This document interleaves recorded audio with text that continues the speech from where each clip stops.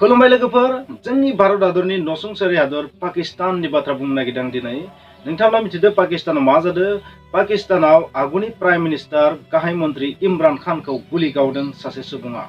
आरो बै सुबुङा बुंनाय बादिब्ला इमरान खाना मानसिफोरखौ गाज्रि लामाजों डाइभार्ट खालामनो नाजादों, गुबुन लामाजों, गोरोन्थि लामाजों, नंखाय लामाजों दैदेनलांनो नाजादों, बेनिखायनो इमरान खानखौ गुलि गावदों।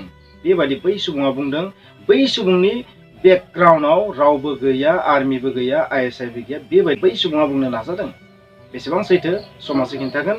पाकिस्ताननि जे जारिमिन, बे जारिमिनाथ' ओरैबायदि खिन्थायो, माने साफ्रोम प्राइम मिनिस्टारखौबो होखारनायनि बिथिङावनो जा, बायदिसिना एटाक खालामनाय, गावनाय, बम्बिं खालामनायनि बेलायावनो जा, गासैबो आइएसआइ आरो आर्मिनि थिननायावनो जाजोबदों। बेनो जारिमिन पाकिस्ताननि। दिनैसिम सासेबो प्राइम मिनिस्टारा कमप्लिट 5 बोसोर टेन्युरखौ कमप्लिट खालामफेराखै। ओरैबायदि मोनसे फेल स्टेट पाकिस्ताना। फ्रेन्ड्स, नोंथांमोना दिनै बे भिडिअनि गेजेरजों मोनसे आइडिया खालामनो हागोन, वाइ पाकिस्तान इज कल्ड फेल स्टेट। पाकिस्तानखौ मानो फेलें हादर होननानै बुंनाय जायो? पाकिस्ताननि डेम'क्रेसिया मानो फेलें डेम'क्रेसि? बेयाव नामावल' डेम'क्रेसि दङ, बेवहाय बाखि गासैबो आर्मि आरो आइएसआइआनो बे हादरखौ सालायजोबो। बेनिखायनो पाकिस्ताननि डेम'क्रेसिखौ फेल डेम'क्रेसि होननानै बुंनाय जायो, फेलें फोरजाखान्थि होनना बुंनाय जायो। नोंथाङा मिथिगौ पाकिस्ताननि गुबै मुङा मा? Islamic republic of Pakistan. मा भारतनि नामा हिन्द रिपाब्लिक अफ इन्डिया नामा? बिदिथ' नङा, रिपाब्लिक अफ इन्डिया। खिन्थु पाकिस्ताना जाहैबाय मा? Islamic republic of Pakistan. बेनिखायनो बेवहाय धर्मजों, धोरोमजों लोब्बा थानाय माखासे आयेन कानुन दङ, आरो बेवहाय माखासे धर्म गरा सुबुंफोरनि माखासे टेररिस्ट मिलिटेन्स ग्रुप दङ, बैफोर हादरखौ बरबाद खालामदों। आरो आर्मिया थोंजोङै पलिटिकेल बेकग्राउन्डनि उनथिं थायो। बिनिखायनो पलिटिकेल लिडारफोरा जास्ट माफा पुतलासो। नोंथांमोना आं दिनै लिस्टखौ दिन्थिगोन जे पाकिस्तानाव साबेसे प्राइम मिनिस्टार जाखो, आरो बै प्राइम मिनिस्टारफोरनि सोर बेसेबां सम माने हादर खुंदों, बेखौ नोंथांमोना नायनानै ला। अब्ला नोंथांमोना बुजिगोन सोर सासेया बेसेबां सम पाकिस्तानखौ खुंनो हादों। बेखौ नायब्ला नोंथांमोना मिथिगोन थारैनो पाकिस्तानाव सासेबो लिडारा दिनैसिम 5 बोसोर कमप्लिट खालामफेराखै।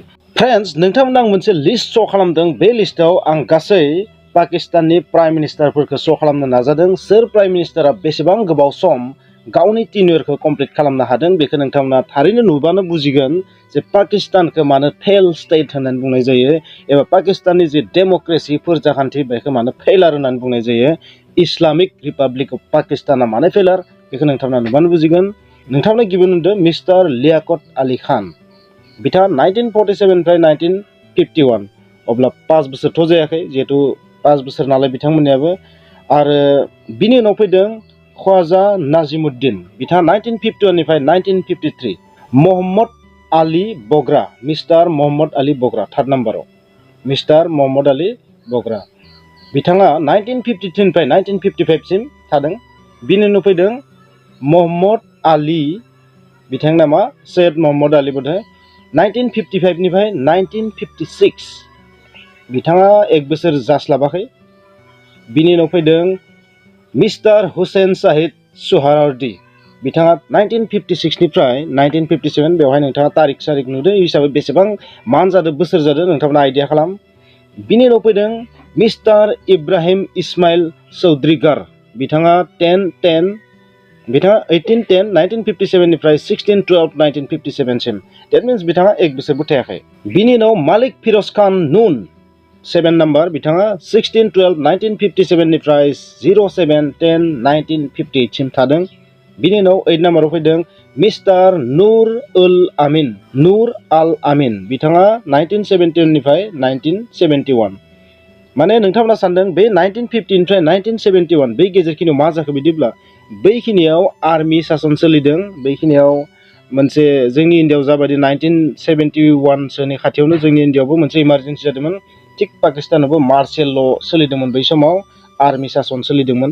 बुंनो थाङोबा बाखि जेसेबां प्राइम मिनिस्टारानो जा, हादरगिरियानो जा, सब आर्मिनि आन्दाराव सोलिनायमोन।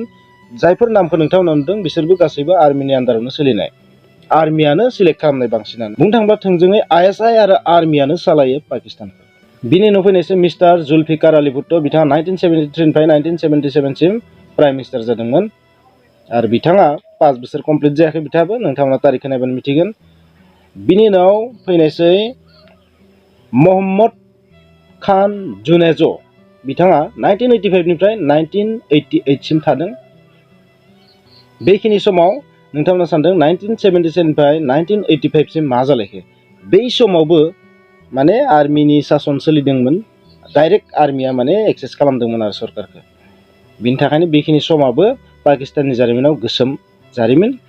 बिनि उनाव फैनायसै मत्रामा बेनाजिर भुट्ट' बिथाङा 1980 निफ्राय 1990 सिम थादों। मत्रामा बेनाजिर भुट्ट'। बिनि उनाव गुलाम मुस्ताफा खान जाटय 1990 निफ्राय 1990, डेट मिन्स बिथाङा बोधै मास मोननैफोर थादो। मिया मोहम्मद नवाज शरीफ बिथाङा 1990 निफ्राय 1993 आव खनसे सासन खालामो, बेवहायबो बिथाङा 3 बोसोरानो कमप्लिट जादोंखि जाया। बिनि उनाव मिर बालाक शेर माजारी बिथाङा 1993 निफ्राय 1993, डेट मिन्स एप्रिलनिफ्राय मेसिम बिथाङा थादों होनना बुंगोन, मास मोनसे मोननै थादों आरो केयारटेकारमोन, खिन्थु बिथाङा डाइरेक्ट इलेक्टेड नङामोन। बिनि उनाव फिन मिया नवाज शरीफआनो फैफिनदो 1993 निफ्राय 1993, बेवहाय बिथाङा बोसोरसे कमप्लिट खालामाखै। बिनि उनाव फैदों मिस्टार मइन कुरेशी केयारटेकार, बिथाङाबो केयारटेकारसोमोन 1993 निफ्राय 1993, माने साननैसोनि थाखाय बिथांखौ केयारटेकार हिसाबै थ'दोंमोन, इलेक्टेड नङामोन बिथाङा। बिनि उनाव फैनायसै फिन मत्रामा बेनाजिर भुट्ट' बिथाङा 1993 निफ्राय 1996 सिम बिथाङा फिन आरो प्राइम मिनिस्टार जाफिनो। बै समाव बिथांखौ गोबां बुथारनो नागिरनाय जादोंमोन, बेखौबो नोंथांमोना उनाव खिन्थागोन। बिनि उनाव मालिक मेराज खालिद बिथाङा केयारटेकारमोन 1996 निफ्राय 1997। बिनि उनाव फिन फैयो मिया नवाज शरीफ 1997 निफ्राय 1999 सिम। नाथाय दुखुनांथावदि बै समाव बिथाङा माने गावनि हादरखौ गारनानै खारनो गोनां जायो। बै समाव पारभेज मुशाराफआ हादरखौ माने तानाशाही होनना बुंगोन जोङो, तानाशाही सासन सोलिदों बै समाव 1990 निफ्राय। बै समाव प्राइम मिनिस्टारा सोर जादोंमोन, मिर जाफारुल्लाह खान जामाली 2002 निफ्राय 2004। बेखिनि समाव माने राजनितिक मोनसे हालसाल, बिराद मोनसे क्राइसिस सोलिदोंमोन पाकिस्तानाव। बे समाव कारगिल वारबो जादोंमोन। बिनि उनाव चौधरी शुजात हुसैन 2004 निफ्राय 2004, डेट मिन्स मास मोनसे जादोंखि जाया, नङा होमबा। बिनि उनाव शौकत आजिज बिथाङा 2004 निफ्राय 2007 सिम प्राइम मिनिस्टार जायो, शौकत आजिज बिथाङा। बिनि उनाव मिस्टार मोहम्मद मिया सुम्र केयारटेकारमोन बिथाङाबो 16/11/2007 निफ्राय 2008 सिम, 24/3/2008 सिम। बिनि उनाव फैदों सैयद इउसुफ राजा गिलानी 25/03/2008 to 25/04/2012, 4 बोसोर ताना माना। बिनि उनाव फैनायसै पारभेज आशराफ, राजा पारभेज आशराफ बिथाङा 22/06/2012 निफ्राय 24/03/2030 सिम, डेट मिन्स बिथाङाबो बोसोरसेयानो जायाखै। बिनि उनाव 26 नाम्बार फैनायसै मिर हाजार खान खस' बिथाङा केयारटेकारसोमोन, बिथाङा 2013 निफ्राय 2013 सिम। बेफोरखौ जोङो प्राइम मिनिस्टारनि लिस्टआव दोनाबाबो जागोन। बिनि उनाव फैनायसै फिन मिया नवाज शरीफ बिथाङा 2013 निफ्राय 2017 सिम फिन प्राइम मिनिस्टार जायो। नाथाय बिसोरनि सुप्रिम कर्टआ बिखौ आयग्ग माने पानामा पेपार लिकनि थाखाय बिथाङा लास्टआव माने मा जाहैयो, आयग्ग माने जग्यबान नङि जाहैयो। बेनिखायनो बिथाङा लास्टआव बिबानखौ एंगारनांगौ जायो, बेखौथ' नोंथांमोना मिथिगौ। बिनि उनाव फैनायसै शाहिद खागान आब्बासी बिथाङा 2017 निफ्राय 2018 सिम प्राइम मिनिस्टार जायो। नोंथांमोना मिथिगौ बे प्राइम मिनिस्टारखौ, बे प्राइम मिनिस्टारा खनसे आमेरिकायाव थांनायाव माने बिथांखौ ओरैबायदि चेकिं खालामदोंमोन आमेरिकायाव, गासै ड्रेसखौ बिथाङा फुनो गोनां जादोंमोन। सबसे लासिंसिं प्राइम मिनिस्टार बेयो पाकिस्ताननि। बिनि उनाव फैनायसै जास्टिस नासिरुल मालिक बिथाङा केयारटेकारसोमोन, केयारटेकार। बिनि उनाव फैनायसै इमरान खान, बे इलेक्टेड प्राइम मिनिस्टारमोन 2018 आव आरो 2022 सिम थादों, नोंथांमोना मिथिगौ। नो कनफिडेन्स मसनाव बिथाङा जेनदोंमोन आरो बिथाङा नागारनो गोनां जादोंमोन। आरो बिनि उनाव नो कनफिडेन्स मसनाव देरहानानै मिया मोहम्मद शहबाज शरीफ, नवाज शरीफनि फंबाय बिथाङा दा बर्तमानाव प्राइम मिनिस्टार जानानै दङ। बे जाबाय पाकिस्ताननि प्राइम मिनिस्टारनि जारिमिन।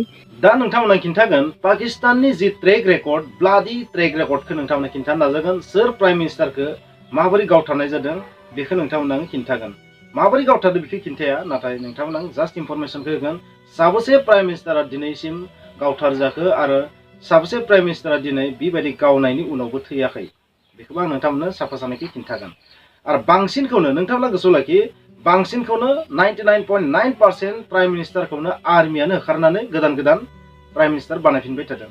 जेसेबां प्राइम मिनिस्टार नोंथांमोना लिस्टआव नुबाय बै लिस्टआव थानाय प्राइम मिनिस्टारफोरखौ सब आर्मिया नियुक्त खालामनाय आर्मि आरो आइएसआइआ आरो बिनि उनाव जेब्ला गावसोरनि गोरोबनाय बायदि मोनाखै अब्लानो होखारबाय गावथारबाय सोरखौबा गुबुन हादराव थांनानै थानो होबाय होखारहरबाय बेबायदि एक्साइल सोरखौबा गावथारदों सोरखौबा जेलाव दोनदों सोरखौबा फासि होदों। बेनो जाबाय पाकिस्ताननि ट्रेक रेकर्ड।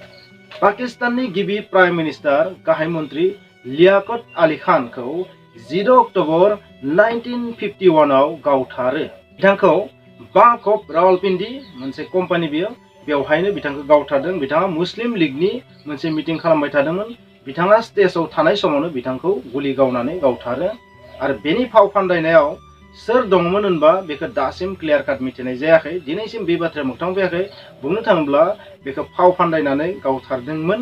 नाथाय पाकिस्तानाव माब्लाबाबो सोरबा गेदेर लिडारखौ जुदि गावथारोबा बुथारोबा बिनि रियेल जारिमिना माब्लाबाबो मोगथाङाव फैया। मानो होनबा गासैखौबो आर्मियासो मावो नालाय।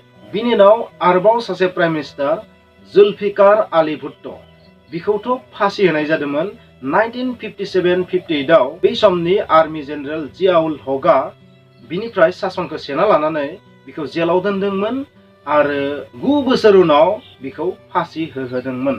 नाथाय जुल्फिकार आली भुट्ट'नि सासनखौ सेग्रा जियाउल हकआबो 1988 मायथाइयाव मोनसे एर'प्लेन क्रेशआव थैयो। मिथिनाय बादिब्ला बे एक्सिडेन्टआबो मोनसे प्लेन मार्डार होननानै बुंदों। बेनाजिर भुट्ट'नि फंबाय बिथाङा बेबादि एक्सिडेन्टखौ जाहोदों बेबायदि बुङो गोबां मानसिफोरानो। बेसेबां सैथो मिथिया। पाकिस्तानाव जायखिजाया बेबायदि गेदेमा सुबुंनि जुदि बुथारनाय जायोबा बै रिपर्टआ माब्लाबाबो मोगथाङावनो फैखाया। बिनि उनाव फैनायसै बेनाजिर भुट्ट'। बेनाजिर भुट्ट'खौथ' गोबां बार गावथारनो नाजानाय जादोंमोन नाथाय बिथाङा बार बार बासिबाय थादोंमोन। कराचिनि खनसे बम्बिं जादोंमोन बेवहायबो बिथाङा बासिदोंमोन। खनसे बिथांखौ बेबायदिनो गुलि गावनो नागिरदोंमोन बेवहायबो बासिदोंमोन। नाथाय थार्ड टाइम जेब्ला बिथाङा प्राइम मिनिस्टार जानो थाखाय इलेक्सन गेलेनायनि टारगेट लादोंमोन बै समाव बिथांखौ मोनसे काराव थांबाय थानाय समावनो गुलि गावनानै बुथारो। आरो बै समाव बिथांनि फिसाज्ला दानि जि फरेन मिनिस्टार पाकिस्ताननि बेबो दंफायोमोन। बेनाजिर भुट्ट'खौ गावथारनाय जायो 27 डिसेम्बर 2007 मायथाइयाव लियाकत गार्डेनाव। जाबायदि गावथारदों बे गावथारनाय जि सिन बे सिना जाहैबाय 55 बोसोर सिगां लियाकत आली खानखौ जाबायदि गावथारदोंमोन सेम सिस्टेमावनो बिथांखौबो गावथारनाय जादों। बिनि उनाव सोर फैदों नोंथांमोना मिथिगौ मियां नवाज शरीफ। बिथांखौथ' गोबां बार बेबायदि बुथारनो नाजादोंमोन। मियां नवाज शरीफखौ बुथारनो नाजानाय जाथाया गोबां बार नाजानायावबो साक्सेस जायाखै। नाथाय मियां नवाज शरीफआ खनसे गावनि हादरखौ गारनानै खारनो गोनां जायो। बिनि उनाव फिन प्राइम मिनिस्टार जायो। नाथाय जेब्ला 2017 मायथाइयाव बिथांनि जि पानामा पेपार लिक जायो अब्ला बिथाङा आयज्ञ मिन्स नोंथांमोनाथ' मिथिखागौ जाय जेबो फिट नङा आनफिट प्राइम मिनिस्टार जानो थाखाय आनफिट जग्यबान नङा जग्यता गैया बेबायदि फोसावनाय जायो। आरो बिनि थाखाय बिथाङा गावनि प्राइम मिनिस्टार जि बिबान बेखौ नागारनांगौ जायो। आरो बिनि उनाव बिथांनि सायाव गोबां रोखोमै इमरान खाना एटाक खालामनो नागिरदों बुथारनो नागिरदों बेबायदि गोबां ब्लेम ओंखारदोंमोन साननैसो सिगां। आरो दा गावनि जिउखौ बासायनो थाखाय लन्डनाव खारनानै दङ।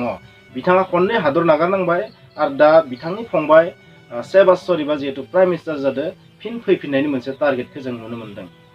आरो जाय बेबादि जाहोदोंमोन नवाज शरीफखौ बे सुबुंनि नामा जाहैबाय सासे आर्मि जेनेरेल पारवेज मुशाराफ। कारगिल वारआ जायनि थाखाय जादोंमोन बे कारगिल वार जाहोग्रा सुबुं पारवेज मुशाराफ बेयो बिखौ होखारनानै गाव मा जादोंमोन हादरगिरि जादोंमोन नङा होमबा। बेखौथ' नोंथांमोना मिथिगौ। आरो बै पारवेज मुशाराफआबो नाथाय गावनि जिउखौ रैखा खालामनो थाखाय दा दुबाइयाव खारना दं। बिनि सायाव गोबां बार एटाक जाबाय नाथाय बिथियाखै। प्राइम मिनिस्टार नङा पारवेज मुशाराफआ बे आर्मि जेनेरेलमोन। आर्मि जेनेरेलनिफ्राय बिथाङा पावारखौ सेनानै हादरगिरि डेट मिन्स तानाशाही जादोंमोन। तानाशाह होनना बुंनांगोन बेखौ। बेबायदिनो आर्मि सासन सोलिदोंमोन। आरो नोंथांमोना गेजेर गेजेर नुदों माखासे बोसोरालागै आर्मि सासन सोलिनायखौ नोंथांमोना नुदों। 1950 निफ्राय 1970 जेबो प्राइम मिनिस्टारानो गैया पाकिस्तानाव।